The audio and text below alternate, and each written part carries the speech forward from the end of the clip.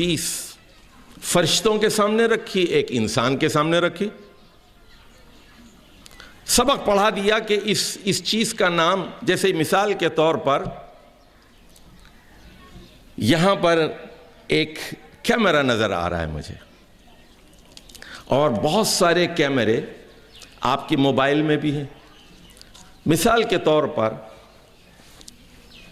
یہاں بھی اس موبائل کے اندر ایک کیمرہ ہے، تو اللہ تعالیٰ نے فرشتوں کو اور آدم کو یہ بتایا کہ یہ کیمرہ ہے، لیکن امتحان میں یہ نہیں پوچھا، امتحان میں یہ کیمرہ پوچھا، بتاؤ یہ کیا ہے؟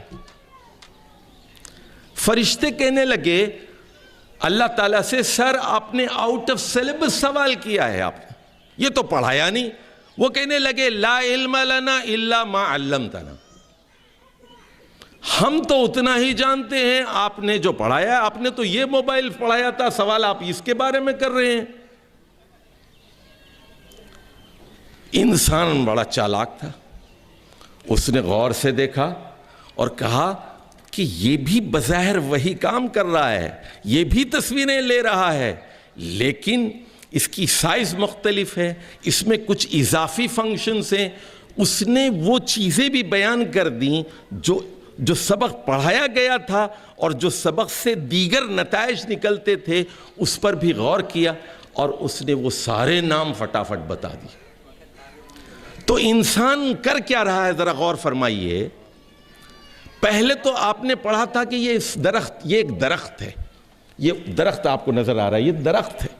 پھر آپ نے کہا نہیں یہ سایہ دار درخت ہے، یہ پھلدار درخت ہے، یہ پھول دینے والا درخت ہے، this is a flowering tree۔ پھر اس کے بعد آپ نے کہا کہ یہ امرود کا درخت ہے، یہ آم کا درخت ہے، نام دیا نا آپ نے اس کو۔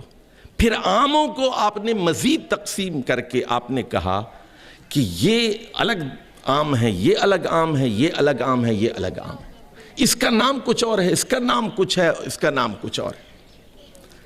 ہم بچپن میں ڈاکٹروں کے 2 نام سنتے تھے، ایک ڈاکٹر ہوتا تھا، ایک سرجن ہوتا تھا۔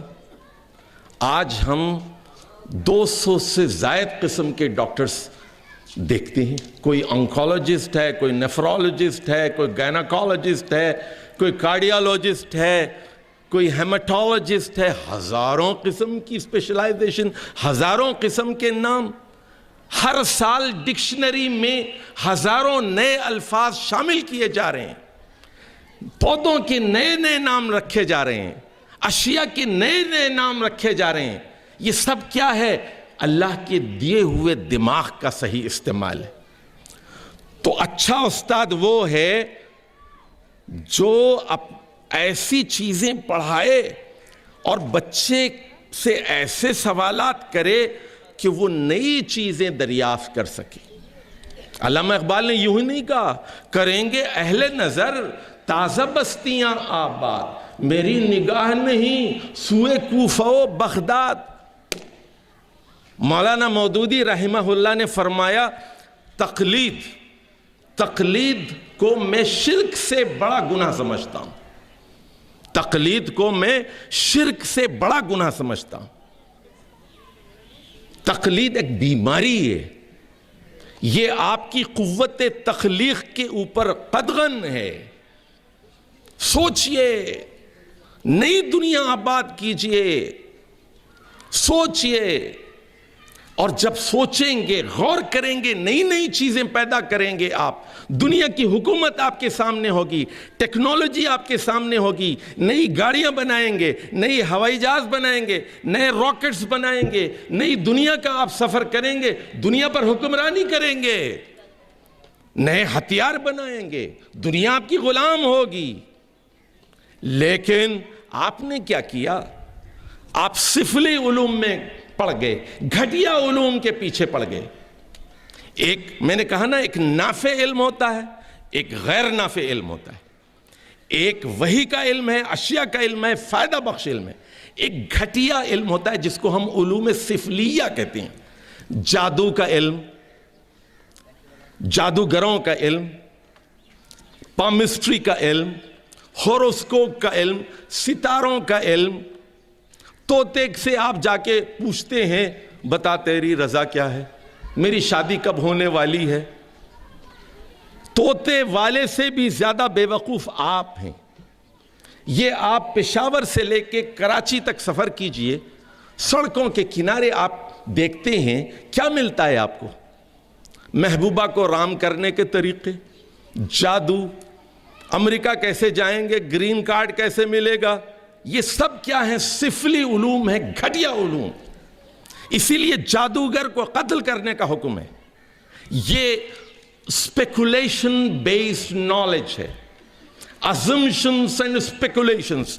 قرآن مجید کی زبان میں یہ ظن ہے, ظنی علوم ہے. ظن کا مطلب ہوتا ہے گمان ہے, assumption ہے, ٹھوس علم نہیں. العلم کا مطلب ہوتا ہے ٹھوس حقیقت. تو میرے بھائیو, علم استاد سے ہے. یہاں قاضی صاحب نے بات کی, بہت اچھی بات کی, کہ اس ادارے کی تعمیر میں یہ گارڈنرز کا بھی ہاتھ ہے, ککس کا بھی ہاتھ ہے, اکاؤنٹنٹس کا بھی ہاتھ ہے, یقیناً. لیکن استاد بہت بڑی چیز ہے, بہت بڑی چیز ہے استاد, بہت بڑی چیز ہے. استاد کا کام تو پیغمبر کا کام ہے, کار پیغمبر ہی ہے وہ. استاد اچھا ہو تو قومیں بنتی ہیں. استاد کا زوال علم کا زوال ہے, قوموں کا زوال ہے. استاد پڑھتا نہیں, استاد محنت نہیں کرتا, استاد نکمہ ہے, کتاب پڑھ کے نہیں آتا, ویسے ہی لیکچر دے کے چلا جاتا ہے. استاد نکمہ ہے, انگریزی نہیں آتی, میتھس نہیں آتی. یقین کیجئے, میرا ایک ہندو استاد تھا, برہمن استاد تھا, اور اس نے مجھے الجبرا غلام محمد کی, آپ اگر میتھمیٹکس یا الجبرا کے اسٹوڈنٹ ہیں تو ایک الجبرا غلام محمد ہوتی تھی. آپ یقین کیجئے, میں میٹرک میں 100 میں 100 نمبر میتھس میں نے لیے اس ہندو استاد کی وجہ سے. جو الجبرا غلام محمد مجھے اس نے ایسے کرا دی تھی کہ میں ہر مسئلے کو حل کر سکتا تھا. پھر میں انٹرمیڈیٹ میں بھی میں نے 100 میں 100 نمبر لیے. وہ استاد کا کمال تھا. اردو کا استاد کتنا اچھا ہے, تلفظ پر کتنا دھیان دیتا ہے. انگریزی کا استاد کتنا اچھا ہے, کیمسٹری کا استاد کتنا اچھا ہے. تاکہ یہ جو سائنسز ہیں یہ کارآمد علوم ہیں. یہ اگر پڑھیں گے آپ میتھس, فزکس, کیمسٹری, بیولوجی, آپ انجینئر بنیں گے, ڈاکٹر بنیں گے, سائنسدان بنیں گے. اور اردو, عربی اور انگریزی پڑھیں گے آپ تو آپ کی کمیونیکیشن اسکلز بڑھے گی. زبان آپ کے پاس ہے, دنیا کا ہر مضمون پانی ہو جاتا ہے. میں یہاں کی انتظامیہ سے چند گزارشات کرنا چاہتا ہوں ایک مسلمان کی حیثیت سے. پہلی چیز میں جو کہنا چاہتا ہوں, انگریزی آکسفورڈ کی پڑھائیے, انگریزی میں تقریریں کروائیے, مضامین لکھوائیے. 10th کلاس تک بچہ بہترین انگریزی بولنے کے اور لکھنے کے قابل ہو جائے. پہلی جماعت سے عربی لازمی ٹھہرائیے, آپ عربی بولنے لکھنے پر بچہ قادر ہو جائے. اردو پہلی جماعت سے شروع کیجئے, لکھنے, بولنے اور تقریر کا اس کو ماہر بنائیے. یہ زبانیں جب آپ کے پاس آ جائیں گی, سارے علوم پھر پانی ہیں. دوسرا مشورہ جو میں دینا چاہتا ہوں آپ کو, دوسرا, استاد اگر اچھا ہو 10,000 روپے زیادہ دے کے لے آئیے, 20,000 دے کے لائیے. آپ 50,000 دے رہے ہیں, اس کو 70,000 دیجئے, لاکھ دیجئے. لیکن وہ میتھس کا ماہر ہو, بیولوجی کا ماہر ہو, اور آپ اس سے کہیں I want results. میں چاہتا ہوں کہ میں دیکھتا ہوں کہ میتھس میں بورڈ کے اندر کتنے پرسنٹیج کتنا ہے پوری کلاس کا, کیمسٹری میں کیا پرسنٹیج ہے. آئیڈیل اسکول کیسے بنتے ہیں؟ استاد سے بنتے ہیں. میں یہاں خوش ہوا بہت آپ کے گوشے نقابت سے, اقبالیات کا ذوق, اچھے اشعار کا ذوق اور درمیان میں چست فقرے. لیکن تھوڑی سی شکایت مجھے کرنی دیجیے کہ بہت سارے الفاظ کا تلفظ درست نہیں تھا، تو اردو کے جو اساتذہ ہیں ان کو چاہیے کہ اس پر توجہ دیں۔ دیکھیے ہمارے استاد یہ کہا کرتے تھے جو شعر صحیح نہیں پڑھ سکتا وہ مہذب انسان نہیں ہو سکتا۔ ادب تہذیب کی علامت ہے، اچھی گفتگو، اچھی بات چیت آدمی کے مہذب ہونے کی دلیل ہے۔ ایک اور مشورہ میں آپ کو دیتا ہوں، انتظامیہ کی اگر گستاخی میری معاف کر دے، وہ یہ کہ 10th کلاس تک بچے کو 200 مسنون دعائیں اور قرآنی دعائیں زبانی یاد ہوں ترجمے کے ساتھ، اور یہ کوئی مشکل کام نہیں ہے۔ پہلی کلاس کے لیے 10، دوسری کے 10، تیسری کے لیے 10، میٹرک تک اس کو 100-200 دعائیں زبانی یاد ہو جائیں گی۔ ہر سال 10 دعائیں، ہر مہینہ 1 دعا، کوئی مشکل کام نہیں ہے، لیکن مختلف دعائیں۔ اچھا، اسی طرح بخاری اور مسلم سے چھوٹی چھوٹی حدیثیں، 500 حدیثیں عربی متن کے ساتھ، ترجمے کے ساتھ زبانی یاد دلائیں۔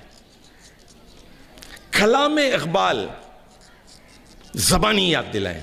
پورا قرآن حفظ کروانے کی ضرورت نہیں ہے، لیکن 2 پارے کم سے کم میٹرک کا بچہ ترجمے کے ساتھ زبانی یاد کرے۔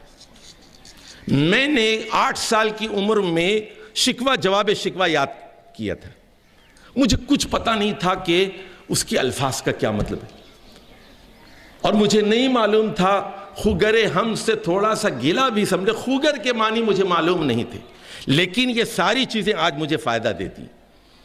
آپ قرآن یاد کر لیجئے، حدیث یاد کر لیجئے، دعائیں یاد کر لیجئے، ترجمے کے ساتھ یاد کر لیجئے، آپ ڈاکٹر بنیں گے، انجینئر بنیں گے، سائنسدان بنیں گے، بڑے افسر بنیں گے، آگے چل کر بھی یہ چیزیں آپ کو کام دیں گی، اور بڑے مضامین بعد میں آپ کی گرفت میں آئیں گے۔ میں 40 سال سے قرآن پڑھ رہا ہوں، 40 سال سے، اور کوئی دن ایسا نہیں ہوا کہ ناغہ ہوا ہو، لیکن آج بھی مجھے قرآن سمجھ میں نہیں آتا پوری طرح۔ وجہ کیا ہے؟ لیولز ہوتی ہیں انڈرسٹینڈنگ کی۔ کلام اقبال ہم بہت پڑھ رہے ہیں، لیکن جب بھی ہم کسی چیز پر غور کرتے ہیں معنی کی ایک نئی دنیا ہمارے سامنے آتی ہے۔ تو یہ میں آپ کا زیادہ وقت لینا نہیں چاہتا، اور آپ لوگ بہت دیر سے یہ چیز دیکھ رہے ہیں۔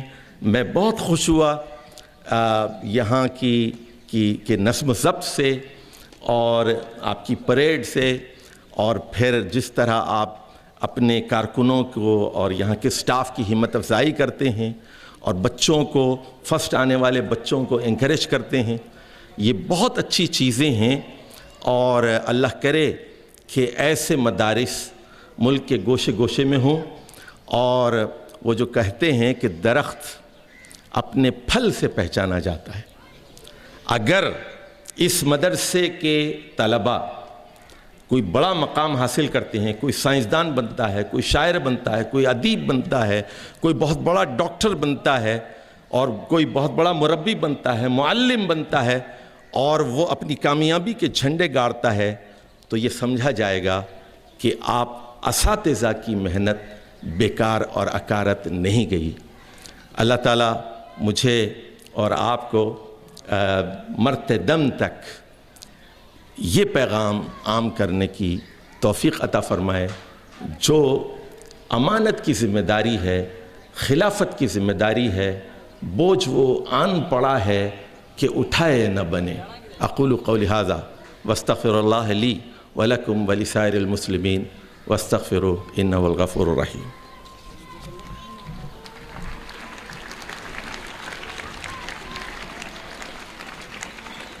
اب میں درخواست گزار ہوں managing director Pakistan overseas Chaudhry Majid Ahmed صاحب سے کہ آج کی اس تقریب کے معزز مہمان خصوصی محترم پروفیسر خلیل الرحمان کشتی صاحب کو اعزازی شیٹ پیش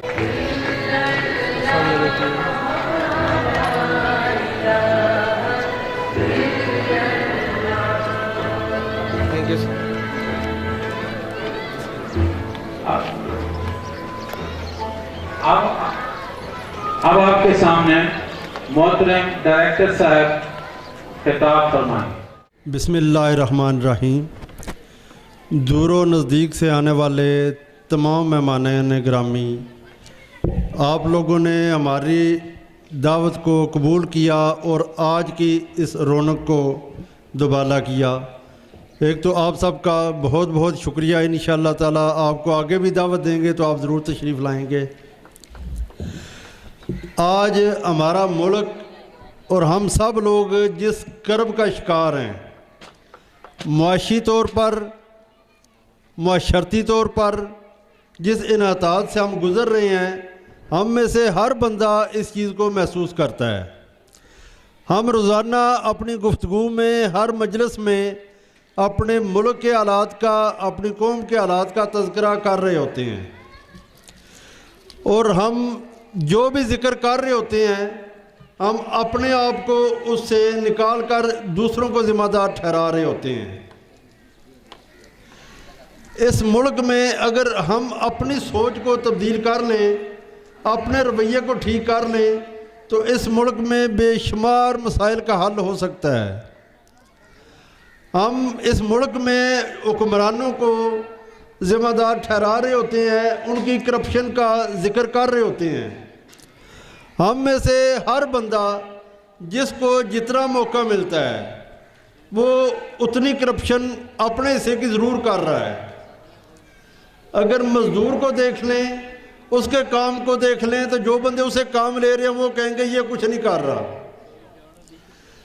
जिस शुबे में भी आप देख लें, आप दूसरे बंदे को, जिससे भी आपका वास्ता होगा, आप उसको गैर जिम्मेदार ठहराएंगे।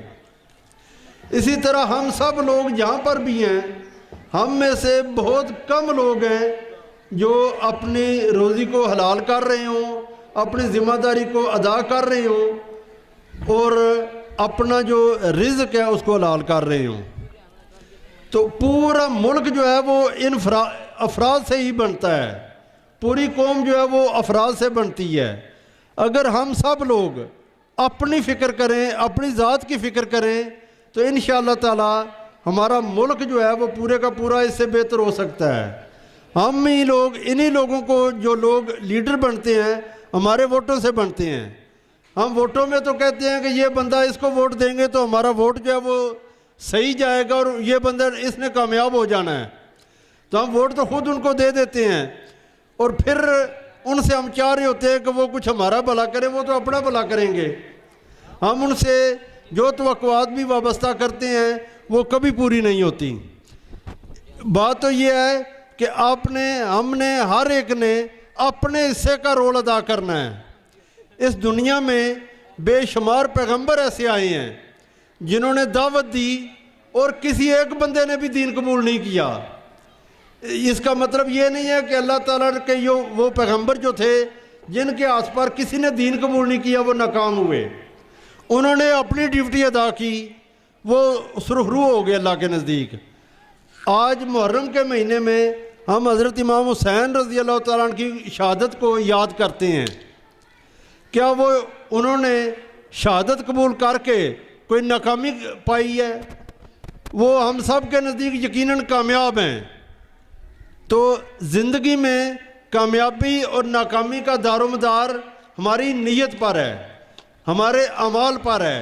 ये नहीं है कि हमने एक मकसद के लिए, एक मिशन के लिए कोई काम किया और वो मिशन अगर पूरा नहीं हुआ तो हम नाकाम हैं, ऐसा नहीं है। हमने अगर अच्छे मिशन के लिए वक्त गुजारा है, अच्छे मिशन के लिए हिस्सा डाला है, तो हम यकीनन कामयाब हैं। हम में से हर एक को पता है कि इस दुनिया में, फ़ानी दुनिया में, एक दिन अल्लाह का निज़ाम आना है। एक दिन अल्लाह ताला का निज़ाम यहाँ दुनिया में हर एक को पता है कि आना है, लेकिन हमारा हिस्सा उस निज़ाम के लिए क्या है? क्या हमें जो मोहलत मिली हुई है इसमें हमारा जो कदम है, हमारे जो सांस है, हमारे जो वसाइल है, वो उस निज़ाम के लिए, उस दिन के लिए, अल्लाह ताला की रज़ा के लिए इस्तेमाल हो रहे हैं, या हमारा जो सांस है, हमारे जो वसाइल हैं वो उसके ख़िलाफ़ हैं? अगर हमारे वसाइल, हमारी ज़िंदगी, हमारी काविशें, हमारी कोशिशें अल्लाह ताला की रज़ा के लिए अल्लाह ताला के रास्ते में जा रही हैं, तो बेशक हमारी ज़िंदगी में वो कामयाबी हो या ना हो, लेकिन हम कामयाब हैं। और अगर हमारे ज़िंदगी के वसाइल, हमारी सांसें, हमारे वसाइल और हर चीज़ वो उस रास्ते में इस्तेमाल नहीं हो रही, कहीं और इस्तेमाल हो रही हैं, तो ज़ाहिरी तौर पर हम जितने भी कामयाब हो रहे हों, हमारे वोटों से कोई MNA बन रहा हो, कोई वज़ीर आज़म बन रहा हो, तो हम कामयाब कतई नहीं हैं। ये दुनियावी कामयाबियाँ दुनियावी हैं, ये हमेशा की कामयाबियाँ नहीं हैं। हमेशा की कामयाबी के लिए हम में से हर एक ने सोचना है और हर एक ने ये देखना है कि हमारे कदम से, हमारे उठने से, हमारे चलने से, हमारे बैठने से इस दुनिया में इस कौम को, इस उम्मत को क्या फ़ायदा हो रहा है।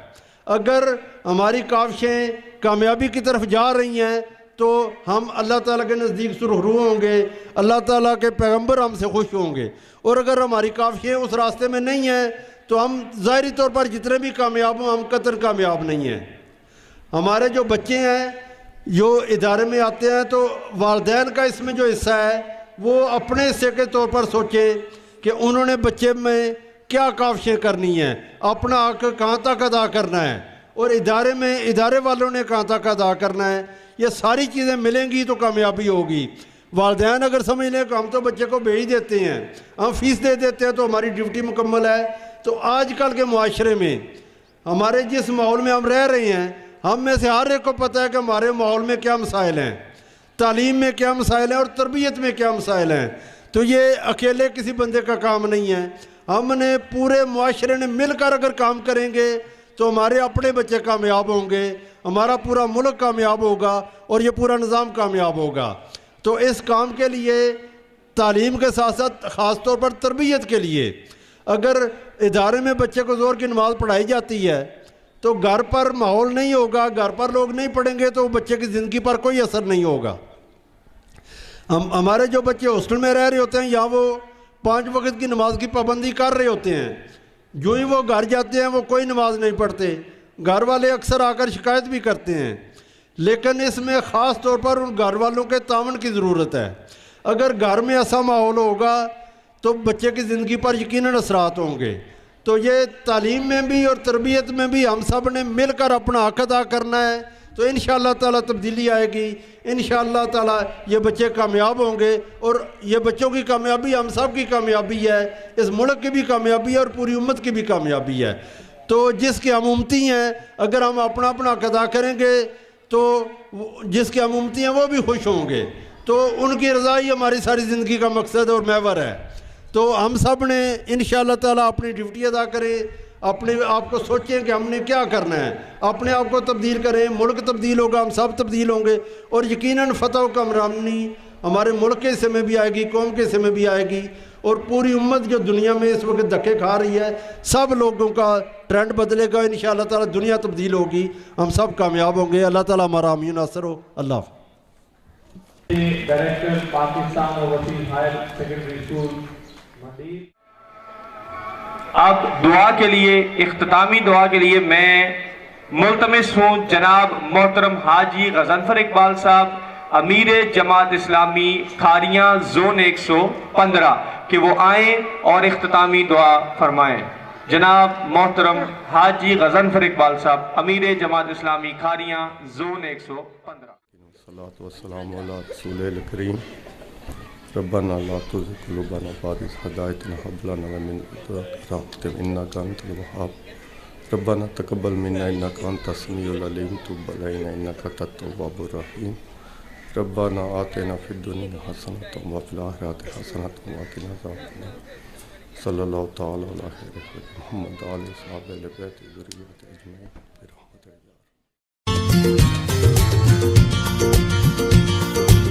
वतन की मिट्टी गवाह रहना, गवाह रहना।